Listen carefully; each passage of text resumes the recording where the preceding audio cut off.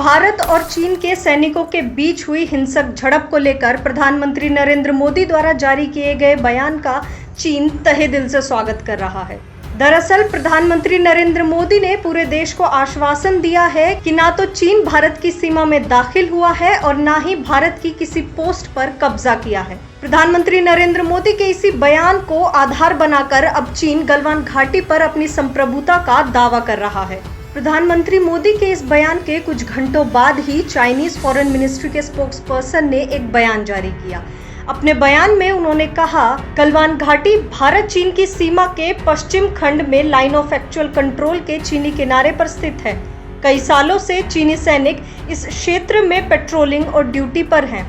इस साल अप्रैल के बाद से भारतीय सीमा के सैनिकों ने गलवान घाटी में एक तरफा और लगातार सड़कें, पुल और अन्य सुविधाएं बनाई हैं। चीन ने कई मौकों पर विरोध दर्ज कराया है, लेकिन भारत LAC को पार करने और उकसाने के लिए आगे बढ़ गया है। यही नहीं, चाइनीज स्पोक्सपर्सन ने 15 जून को हुई हिंसक झड़प का पूरा ब्यौरा दिया है। अपने बयान में उन्होंने कहा है, भारतीय सैनिकों ने LAC को पार कर चीन के क्षेत्र में किलेबंदी और बैरिकेड्स बनाने का काम किया। चीनी सैनिकों को मजबूर किया गया कि वो स्थिति के अनुसार कदम उठाएं।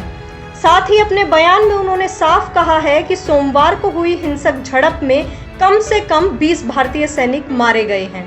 पूरे घटनाक्रम में जहां भारत संप्रभुता और स्थिति नियंत्रण की कशमकश में उलझा हुआ है, वहीं चीन ने अपना पक्ष मजबूती से रखा है। चीन के विदेश मंत्री वांग यी और भारत के विदेश मंत्री डॉक्टर S जयशंकर के बीच फोन पर हुई बातचीत सामने आई है, जिसने भारत की परेशानियों को और भी बढ़ा दिया है। चीनी विदेश मंत्री वांग यी ने भारत से पूरी घटना की तह तक जांच करने को कहा है और जिम्मेदार पक्ष को सजा देने की बात स्पष्ट कही है। वहीं राहुल गांधी और P चिदंबरम जैसे विपक्षी नेता ने भारत सरकार से सवाल किए हैं कि यदि कोई भारत की सीमा में दाखिल नहीं हुआ है तो झड़प कैसे हुई, कैसे 20 भारतीय सैनिक शहीद हो गए। राहुल गांधी के साथ साथ आज पूरे देश का एक ही सवाल है, क्या प्रधानमंत्री मोदी ने चीनी आक्रमण के सामने भारतीय क्षेत्र को समर्पित कर दिया है? आपका मुद्दा बनेगा देश का मुद्दा।